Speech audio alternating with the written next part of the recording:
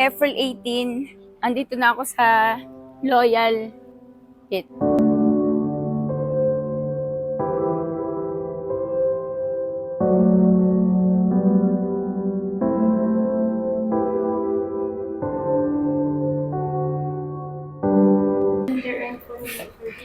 Dito ba? Mama, si Becca. Hindi mo okay daw talaga. Isa lang talo sa bahay. Becca. Kasi ito po yung kanyang permanent skirt po. With post-stamp na. Then yung loyalty candle ng office. Yung picture niya po. Then yung certificate of cremation po. April 15 po siya na cremate.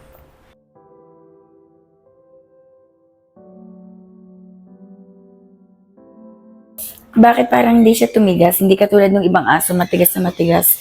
O dahil na hospital na dextrose? Possible po ma'am, dala rin po kasi agad si Becca po dito. Ano dalagan? Kapag po kasi natatagalan po bago po dalhin yung fur baby, then po may possibility na tumigas po. Tsaka hindi siya umamoy nung nakaburol. Yes po. Nililiguan din po kasi namin ma'am yung mga fur babies po. Before po i-set up. Para malinis po, para pwede po silang hawakan. Ayan. Pero wala silang gamot. Hindi po kami naglalagay ng any chemical. Kaya pala sabi ko, bakit parang bagong ligo?